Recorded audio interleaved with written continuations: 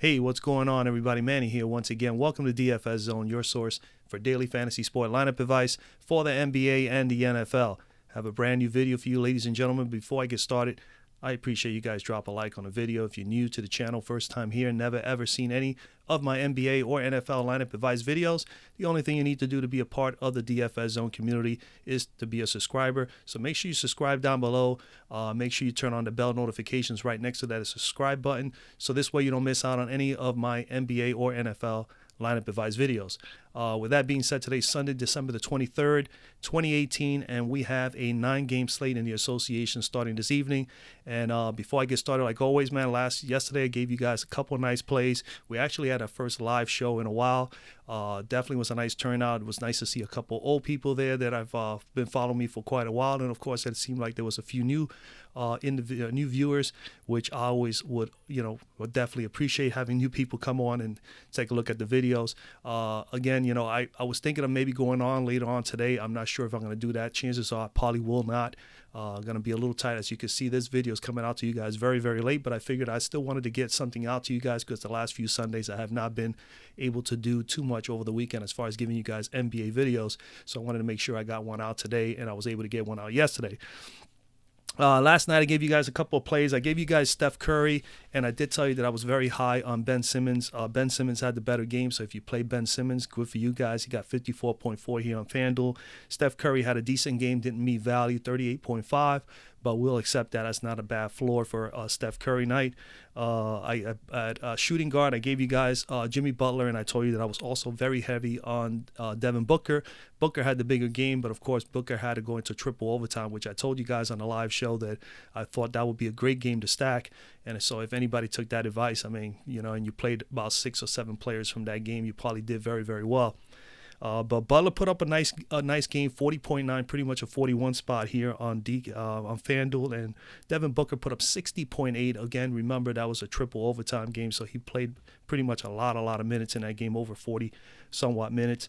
Paul George, I've been telling you guys I've been playing him, and I told you again yesterday, I'm going to tell you again, no different today. I'm going to have exposure to him because until somebody is able to at least neutralize him, which is a lot of small forwards are not going to be able to, so he's in a good position in the NBA where maybe when he goes up against KD or somebody more competitive, LeBron James, that could be a little bit more challenging for him, but there's really nobody else who's going to be able to stop him. He's been on fire. So Paul George had a fabulous night, 83.8 FanDuel points. So if you took Paul George, good for you guys as well. Then I gave you guys Draymond Green as my power forward. He put up a 36.5. He was just barely overvalued, so at least it's acceptable. Not a bad night for Draymond. Still waiting for that triple-double and for that big game from him, so I'll still try to find a game where I think he might be able to do that. Then I gave you DeAndre Ayton, the young rook. He put up 50.9 in that triple overtime. If he didn't foul out in the second overtime, he probably would have been able to put up more points. I think at the time the game was over, he was at about 39-40, so he was about value. Granted, in overtime, it definitely boosted him up, but DeAndre Ayton, definitely a nice night last night. So that's pretty much a recap of yesterday. I did cash a little bit of money, not a whole lot. I did actually better in the Saturday night NFL than I did in the NBA because the scores were just ridiculous. I think the top score in some of the events I was in was over 400, like 410, 420. Cash lines were like about 350 or so. So very, very high cash night with the scoring, especially with those triple overtimes. All right, let's dive right in at the point guard spot today. So at point guard today, there's a couple of guys on top. Steph Curry, good spot, but he wasn't, he's in the front end of a back-to-back, so a little concerns there. The Clippers are, not too bad as far as defending point guards. Kyrie Irving is definitely in a great spot. He's somebody I do like here. The price tag is a little high for Kyrie, but nonetheless, I still like him here in this matchup against Charlotte. So he's someone you got to consider here. I'm not going to speak upon him. I'm not going to put him as the top point guard, but I will have some exposure to him. Charlotte is coming in here giving up almost 33 fantasy points per game to opposing point guards, and he already had put up a 53 spot against them in the earlier meeting. So Kyrie Irving is definitely someone you should consider. Damian Lillard is another one that I'm going to have a little bit of exposure to as well. D. Lil going up here against Dallas. Dallas has been giving up 31 fantasy points per game game to opposing point guards as of late, and he did put up 54 against them in an earlier meeting this year as well. And we know both him and Irving have 60-point upside. So any one of these two guys, you cannot go wrong. Like always here, I'm going to give you guys options. I look at the numbers, and more or less I'll tell you where there's favorable matchups. So both of these guys are in good matchups here today. But I'm going to come down and save a little bit of money and speak about my other boy that I really do love, and that's De'Aaron Fox at 8,200. He's been solid. 18 points, 3 rebounds, 7 assists, 37 pretty much fantasy points per game, 8,200. You need pretty much 41 from him to meet value. On DK, he is 7,700. You need 37 there, and that's about his average, as you can see here on Fanduel. Nonetheless, over the last few games, 5 out of his last 6 games, he's been at 43 plus. So you gotta love that. And we come over to the Fantasy Cruncher, and we look over Mr. Fox, and as you can see, a lot of green there. It's been really, really solid. Other than that, I mean, he's been doing very well. 31, maybe 32 pretty much minutes per game, and his usage rate is at about 25, 26% on average. But as you can see, there's been times he's been up as high as 28 and 35.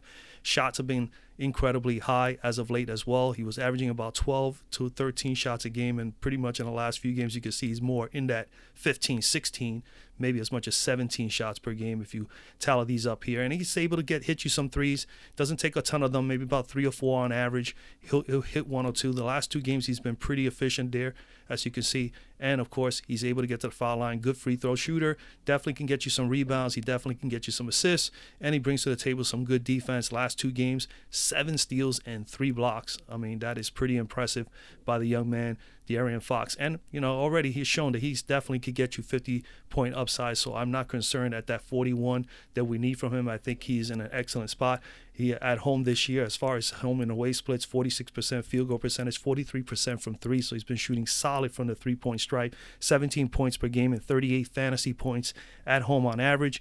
And like I said before, he has played against New Orleans already, did put up a 32, pretty much a 31.5 spot against them earlier in 27 minutes. Shot 6 of 12 in that game. Didn't shoot particularly well. He only shot 1 3, but he got 7 rebounds, 6 assists, pretty solid. Did have 4 turnovers. Not a bad performance for him then. With 31, 32 fantasy points. He's going up against New Orleans, 25th in defending point guards thus far this year. Tim Frazier has been defending most of the point guard players as of late, and he has, in the last 5 games, they have been allowing 29 fantasy points per game. Westbrook did light them up for 48. Josh Richardson, playing some point guard for Miami, put up 34 in one game, and Terry Rozier off the bench put up 35 in a game 5 games ago for the Boston Celtics against the Pelicans. So I do like De'Aaron Fox here at that price tag for a chance to get us 45 or better. Other than Fox, like I said, Kyrie Irving and Damian Lillard are great spots. If you want to pay down a little bit, there's a couple of guys that do stand out. Sexton here, Colin Sexton is down to 4,700 for Cleveland going up against Chicago. So I kind of like that matchup there. Chicago has been giving up 34 fantasy points per game as of late to opposing point guards, and he did put up 28 versus Chicago in his last meeting against them, so not a bad spot. Then you got to consider if Mr. Connolly is not able to go, you got to think of Shelvin Mack at the bottom over here. 3,900 for Shelvin Mack is not a bad price without Mr. Connolly. You could consider him. Ryan Arcidiacono has been playing pretty much point guard for Chicago, while Chris Dunn has been moving to the 2 spot. So you could consider him there going up against Sexton. He's 3,900 for Arcidiacono. Cleveland is coming in here as the worst team in this actual slate as far as giving up fantasy points to opposing point guards, 42.2 fantasy points per game over the last 5 games.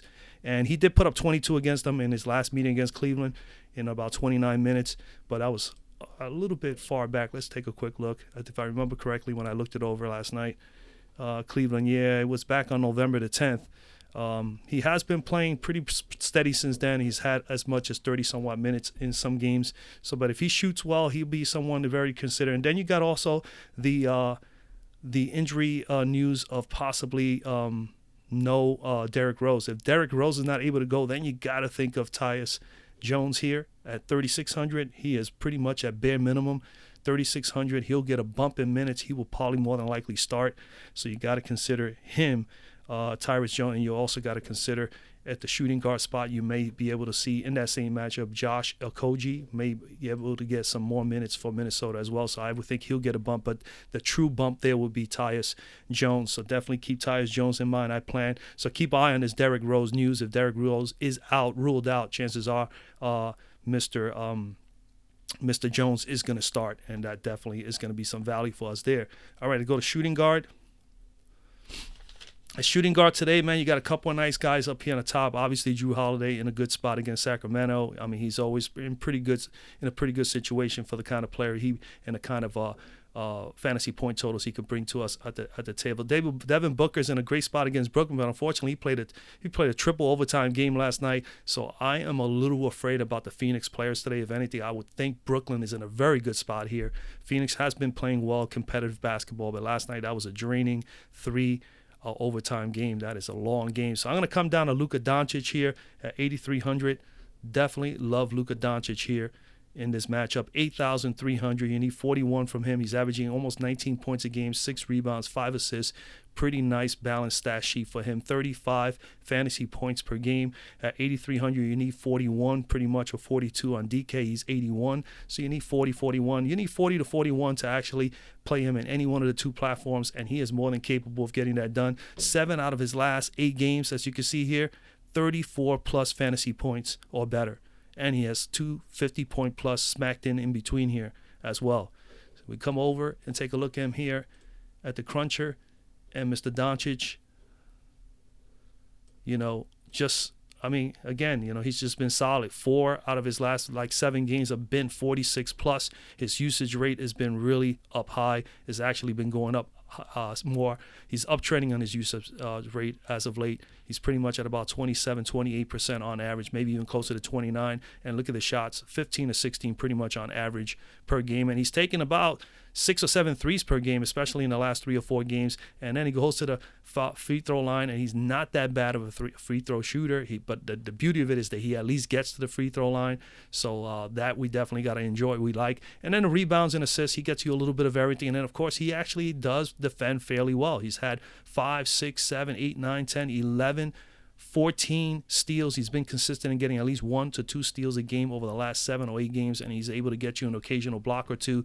So Mr. Doncic is definitely someone to consider here in this matchup. His home and away splits: away 41% field goal percentage, 37% from 3, which 37% is very good, especially a young man like this who's a rookie. 74% free throw percentage. He's averaging 18 points per game and 35 fantasy points per game. He did play against Portland earlier this year, and he put up a 34 spot. All right. He did put up a 34 spot in that game, 21 points from the floor. Going up against Portland, they're 28th in defending shooting guards. So thus far this year, they've been allowing 28.4 fantasy points per game as of late to opposing shooting guards. You also have to consider him as a small forward. He's here on Fanduel as a shooting guard, but we know he's been playing a lot of 3 for Dallas with Wesley Matthews playing the 2. So as far as small forwards, this team has given up even actually more, 32.2 fantasy points per game. So I'm giving you both stats there. And like, again, he usually plays the 3. So last 5 games, they've given up Danny Green. It got 37 on them. Derrick Rose did put 45 as a shooting guard. And Mr. Garrett Temple put 25. So I do like the matchup here for Mr. Doncic. Other possible plays, if you wanted to pay down, there are a couple guys that are, other than the guys I mentioned. Like I say, Jrue Holiday is definitely someone you should sprinkle in some of your lineups. I think that the best play here is that Mr. Luka Doncic at 8,300 to save yourself a little bit of money. You come down here, Clay is not in a bad spot against the Clippers. All right, but I do like a couple of guys way down here that are in very, very good spots. And the first guy I'm going to speak about is Justin Holiday and then Lou Will. Justin Holiday, 5,600. He's going up against Cleveland. Cleveland has given up 31 fantasy points per game as of late. They did go 40 to Jeremy Lamb. And 4 games out of the last 5 games versus Cleveland, he has put up 26 or better. So he's had good success against Cleveland. So Justin Holiday's in a good spot. Lou Will, same thing here, 5,200. He's come back from his injury. He's played 2 games. He's going up against Golden State, 31 fantasy points per game given up to opposing shooting guards as of late.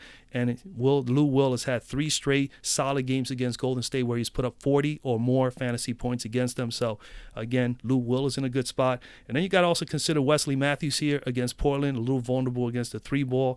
Wesley Matthews, 5,100.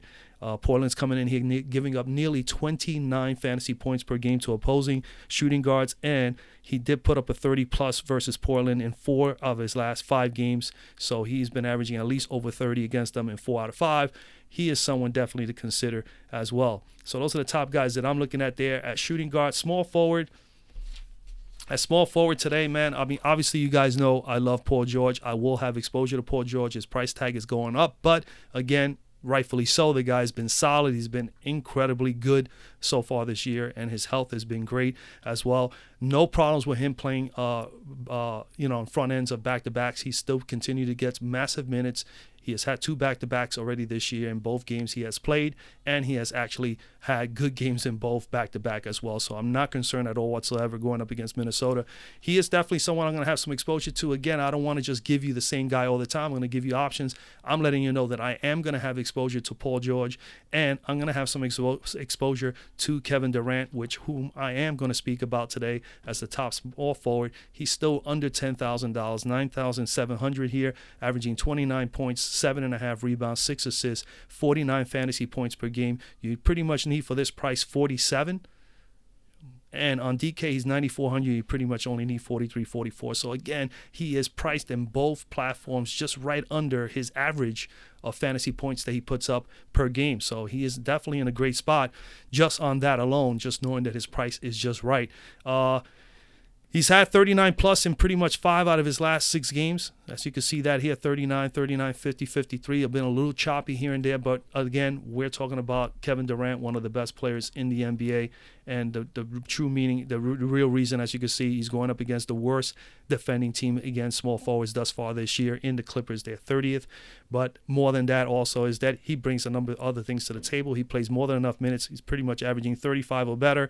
His usage rate is at about 31% or better. And as you can see, he's going to take about 20 to 21 shots per game, pretty much on average. I would say maybe more like 18 or 19 shots per game on average. And he'll take about 4 or 5 threes on average, as you can see. And he gets to the foul line. He's a great free throw shooter, so you don't want to get him on the line. But he does get there about 8 or 9 times a game, especially over the course of the last 4 games. The rebounds are there. He gets you some assists. He's been turning over the ball quite a bit as of late, so a little careless. Golden State has a tendency to do that. They got a lot of guys that definitely want to run up and down the court and make spectacular passes, but they have a tendency of them turning them over. So he's had 10 in the last 2 games. He's got to clean that up, but he gets some blocks. He's capable of getting you blocks, and, of course, he's going to get double digits. He's been really, really good in scoring. Home and away splits have been great at home. He's been fabulous, 52% field goal percentage, 40% from 3, and shooting 95% from the free throw line, averaging 28 points per game and 51 fantasy points per game at home. He has played the Clippers. They played the Clippers 1 game this year thus far, and he put up a 66 spot against them in that game. So he has had a pretty good game there this year. Last year, he pretty much was a little shabby with the Clippers. Again, I like this position he's in. The Clippers are definitely vulnerable there. So I am with Mr. Kevin Durant. As a matter of fact, I should have punched him in there. Let's get the shooting guard, Mr. Doncic. Forgot. It's good to see these things, to see the actual plays on the screen, so this way you'll know more or less. Then now, as far as other individual plays that I like here, like I said, I am on Paul George. Probably about 40-50% of my lineup will be on Paul George, again, at small forward, and then the other remaining will have Kevin Durant. But you come down here, I mean, TJ Warren is in a good spot. My only concern is that he played a triple overtime game last night, and he played a lot of minutes against Brooklyn. But he would be in a good spot against Brooklyn. Brooklyn has vulnerability at small forward, so you can consider him, Brooklyn has given up 34.6 fantasy points per game as of late to small forwards. So definitely in a good spot there for him if he's able to play enough minutes. I don't know what Phoenix is going to do after a 3 overtime game last night as far as their players, and considering TJ Warren has had his little injuries here and there, he may be somebody that may get quite a bit of rest today. We'll see how that pans out. But he's someone to consider. Other than that, you got to come down here and pay down under 6,000. There is a couple of guys you can go with. You got Harrison Barnes here going up against Portland. You could go with that route. Portland's been giving up 32.2 fantasy points per game to opposing small forwards as of late. He's only 5,900 and he's 29, and we know he's got at least 40-point upside. Then you got Mr. Winslow here. He's back as well, going up against Orlando. Orlando's been solid, but he has had 2 solid games against Orlando the last 2 times he's faced them. He did put up 29 in one and 33 in another. So 2 out of his last 3 meetings, he's been pretty solid against Orlando. He could be someone to consider.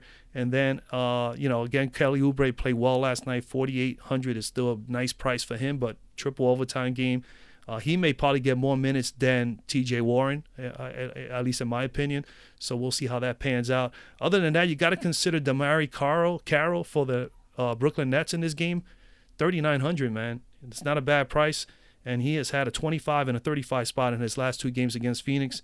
And Phoenix, again, is more about picking on them because they had a triple overtime game last night. But Carroll could be someone you can possibly consider here. He's getting at least more than enough minutes. 19 or better is what you're looking for 3,900. And he's capable of getting 20 to 25. And we know he has close to 40-point upside if he's shooting the ball well. So he is definitely someone to consider. But like I said, Kevin Durant is my guy. All right. At power forward, you got a couple of guys definitely that come out and look pretty good on paper. Lauri Markkanen is definitely someone that I'm going to have some exposure to. You got to always consider Anthony Davis, but at 12,500, a little pricey. But this is definitely a nice paced-up game against Sacramento, so you definitely should have some exposure to him. I probably will have 10% exposure to him.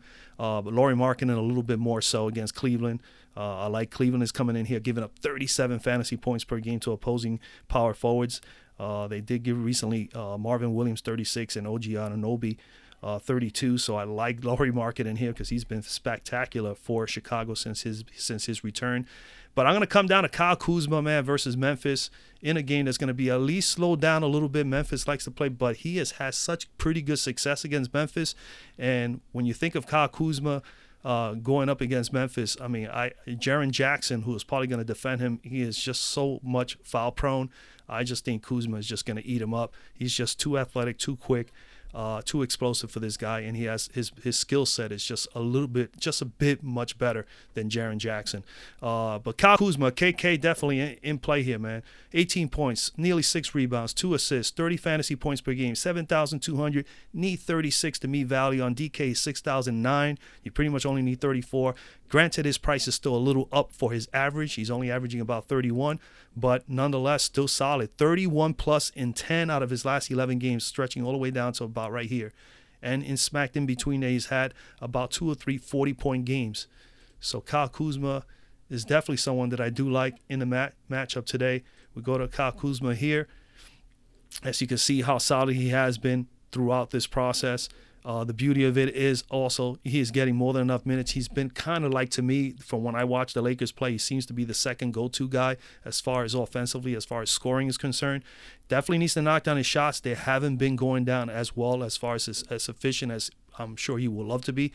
But he is capable of getting a lot of shots in a short period of time on the floor. As you can see, the minutes are there, man. He's getting about 32, 33 minutes. There's been times as much as 28, as much as 30 somewhat minutes per game. The usage rate is there, about 23, 24% on average. There's been some times he's been up as high as 30. And then, of course, the shots are there, about maybe 15, 16 pretty much per game. There are times he's getting a little bit more than that. He's getting about 4 or 5 threes per game on average. He gets to the foul line. He's a pretty good free throw shooter. He gets you some rebounds, gets you some assists, and he brings a little bit of defense. He's had 3 steals and 1 block over the course of the last 3 games. Again, very, very nice. His home and away splits, 49% field goal percentage, 35% from 3, 19 points per game, and 33 fantasy points per game thus far. He did play Memphis earlier this year, and as you can see, he put up a 48 spot here. And dating back to last year, he put a 45 and a 36. So he's had 3 solid straight games against the Memphis Grizzlies. Memphis is coming in here 8th in defending power forwards this year, but as of late, they've been giving up 32.6 fantasy points per game to opposing power forwards. They did give up to Draymond Green 28. They gave up 47, as you can see, almost 48 to Kyle Kuzma, and they gave up 57 to Anthony Davis, just to name 3 guys there as of late. So, yeah, I like Kyle Kuzma here, even though Memphis is going to pace this game down. I know the Lakers are going to do everything they can to keep the pace up.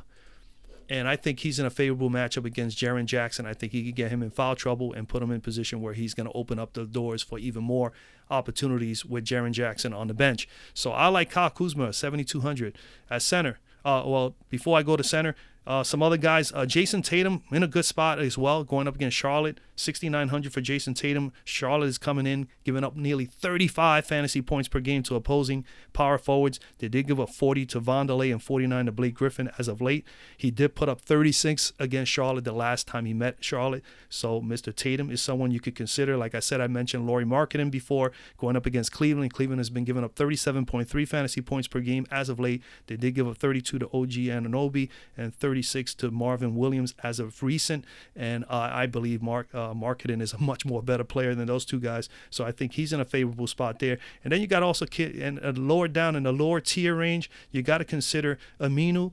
Aminu here, 4,900, going up against Dallas. Dallas has had vulnerability up front as well in the 4 spot. They've given up 39 fantasy points per game, the most in this slate coming in.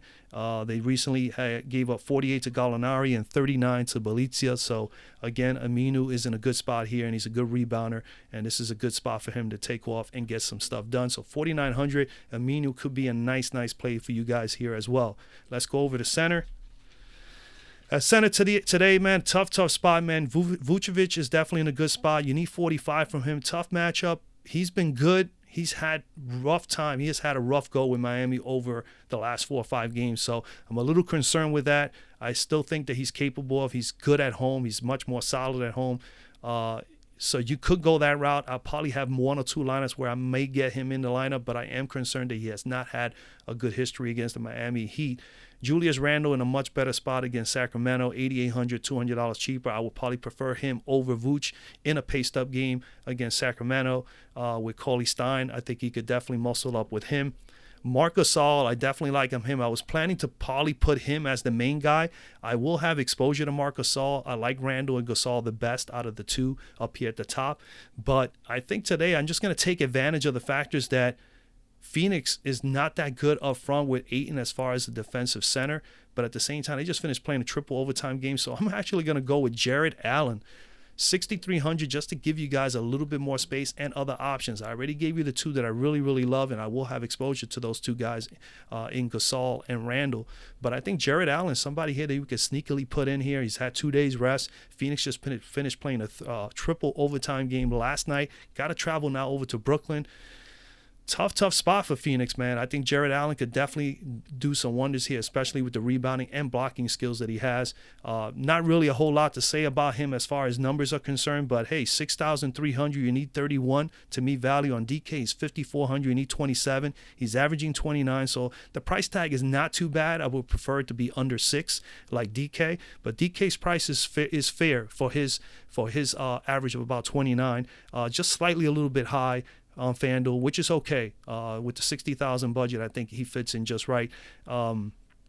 He's coming in here, home and away splits. He is better at home. 64% field goal percentage at home and 77% from the free throw line, averaging 13 points per game and 28 fantasy points per game.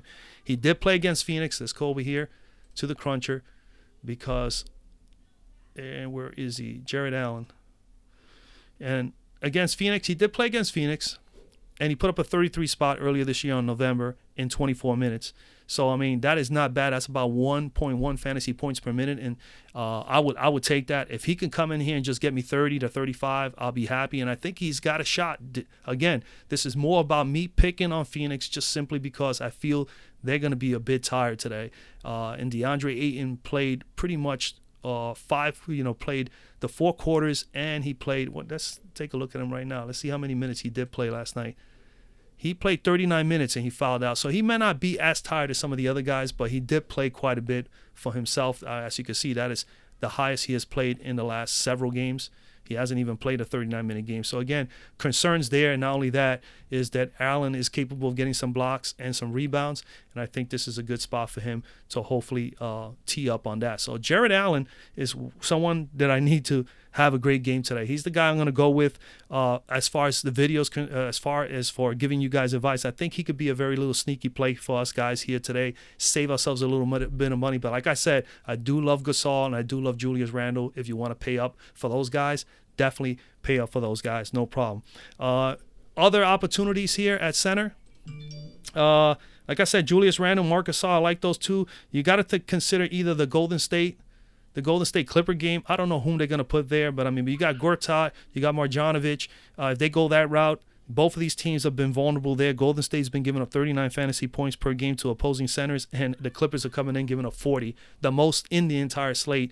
But we don't know who's going to go. We could be Kevin Looney may be playing. At 3,900, he's still a bargain. If he can get you 19, 20 fantasy points at that price tag, or maybe even give you as high as 25, that'll be beneficial. We know Gortat can get you 30 or better if he plays at least 20 minutes or so.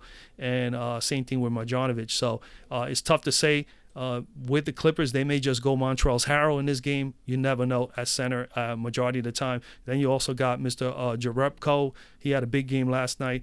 He could see some action in that 5 spot as well. You never know. So, again, it's a tough one to gauge, but like I said, you can go that route if you wanted to. I think those are 2 guys, or those 3 or 4 guys down there at the bottom, especially in that particular matchup where both teams are vulnerable. You could go with one of those guys in that spot. So let me just put Mr. Allen in here. And that's pretty much as that, and you still have 5,000 to play with, and I have already mentioned a couple other plays, so you got basically about 25 maybe possible players in the player pool. Take it from there. Again, let's see what happens today, man. I wish you guys a lot of luck. I'm sorry the video's coming out really late, maybe only about 3 hours left to go for you guys. But hopefully it's more than enough time for you guys to take a look at the video and see if there's anything there that I'm giving you really stands out for you as far as making any decisions today. But again, good luck today. Make that money, and I'll see you guys tomorrow for the next NBA schedule.